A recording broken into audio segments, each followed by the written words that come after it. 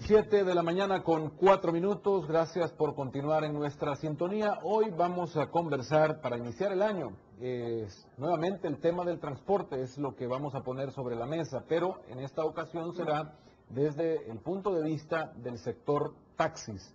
Son aproximadamente 1.500 taxistas o 1.500 permisos de taxis que quedaron prácticamente invalidados a partir del veto presidencial a final del año que se le dio al decreto legislativo con el cual se trató de revivir estos permisos que desde la óptica del Viceministerio de Transporte fueron y son permisos ilegales. Vamos a platicar sobre esto con Joaquín Cortés, presidente de la Asociación de Taxistas Unidos de El Salvador, a quien agradecemos su presencia en nuestro programa. Don Joaquín, bienvenido. Buenos días, un gusto, feliz año nuevo. Gracias igual por acompañarnos esta mañana. Bueno, muchas gracias. Feliz año nuevo a todos los televidentes y acá a don Rafael Domínguez que nos ha invitado y a los taxistas, ¿verdad?, que están trabajando en esta hora. Feliz año nuevo y desearles un buen día. ¿Cómo quedan después del veto presidencial? ¿Cómo queda la situación de los taxistas y esto inmerso dentro de lo que dice el Viceministerio de Transporte es una nueva administración del transporte en general?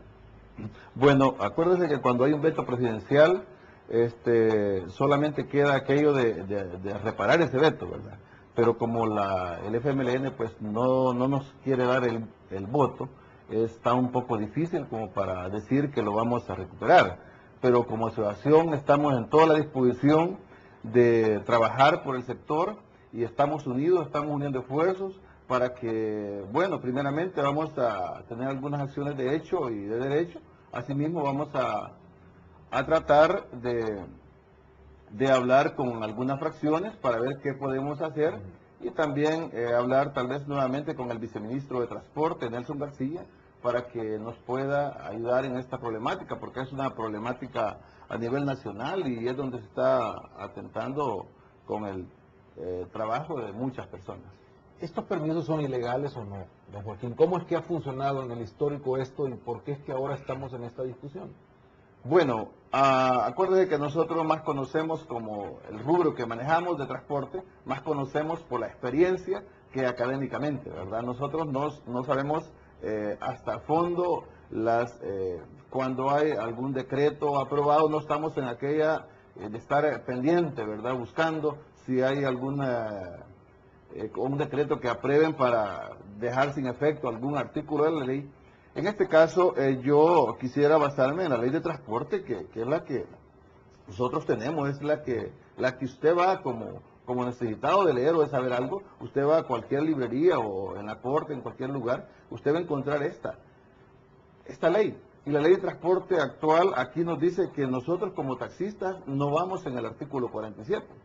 Ahora, el viceministro de Transporte dice que hay una reforma de la ley, hay un decreto que dice que también nos incluye, porque nosotros estamos como transporte selectivo, no somos transporte colectivo, y ahí es donde hay un problema como que se ha enfocado. Ese artículo 47, si usted lo lee en la ley, dice que solamente va para buses, microbuses y transporte escolar, porque habla del transporte colectivo.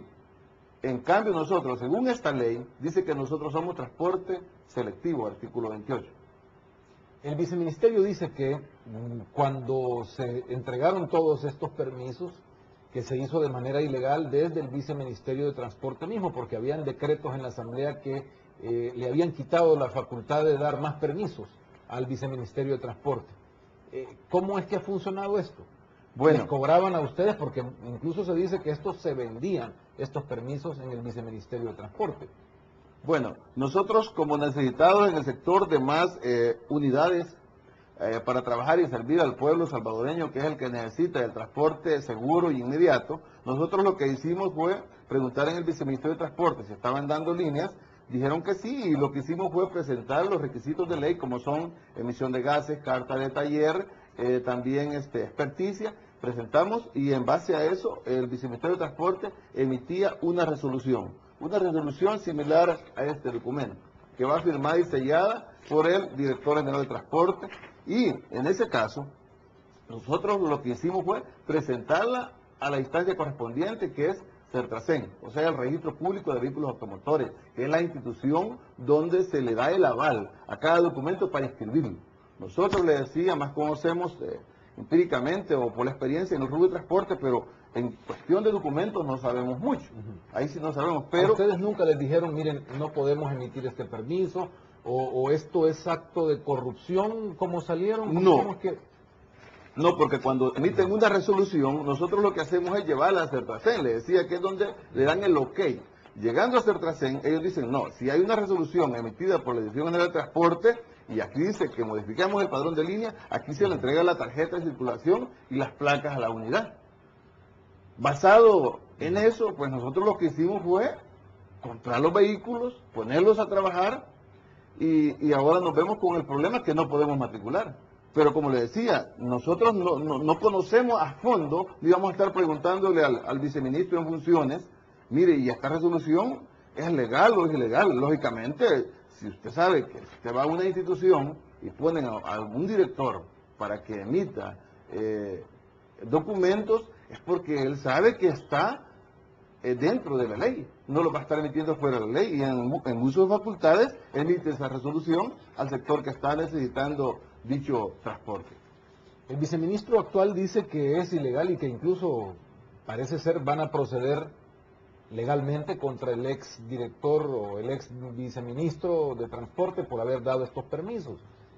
¿Cuál es su pensamiento o qué van a hacer si al final de cuentas estos permisos resultan haber sido ilegales?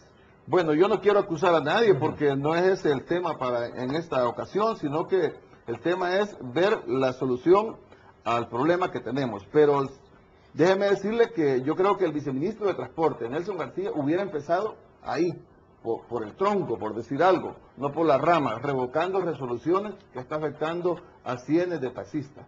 Yo creo que si el viceministro o el director en funciones en esa ocasión dio o emitió documentos que no estaban en el marco legal, bueno, para eso están las instancias correspondientes, pero no afectar al sector que, mire, si hay taxista que a la 1 de la tarde ha hecho $3 y afectado con este problema, créanme que es bien difícil la situación. Son 1.500 los afectados. Alrededor de 1.500 según nuestras estadísticas. ¿Y qué hacen en este momento? ¿No tienen matrícula para operar? No, imagínense que hoy en el mes de diciembre, que es el más que uno aprovecha, ¿verdad? Para trabajar y donde se desquita, como dicen, ¿verdad? O aprovecha el movimiento del comercio. Mire, los taxis guardados y la gente ahí que no hubieron juguetes para los niños. Ni pollo. Como los tienen guardados, no pueden operar. Mire, hay unos que están guardados. Hay otros que han dicho, no, vamos a trabajar hasta que nos quiten los carros. Hay muchos carros ya en Sangallo, hay muchos esquelas, ahí ando yo copia de esquelas de tarjetas decomisadas, y el taxista se sale a trabajar, como dicen, se la juega de todas, ¿verdad? Y dice, bueno, voy a tratar de esquivar los retenes. Yo no quiero culpar a la policía está cumpliendo con su tarea, con su trabajo que se le ha encomendado, ¿verdad? Algunos policías pues tienen consideración y dicen, bueno, saben de la problemática, pero es tremendo esto. Esto le iba a preguntar, si se está haciendo una persecución contra el sector de taxis o contra estos permisos. A nivel de la policía, ellos, como les decía, cumplen con su trabajo, y realmente si el taxista anda con la tarjeta vencida, simple y sencillamente se la decomisan y ya no puede trabajar. Hay unos que se avientan, pero generalmente no pueden trabajar. Y ahí es donde mejor prefiere guardar el carro y se queda sin trabajar. Y ahí viene el problema más grave. ¿Qué van a hacer ahora ustedes? Bueno, como sector le decía, estamos organizados a hacer acciones.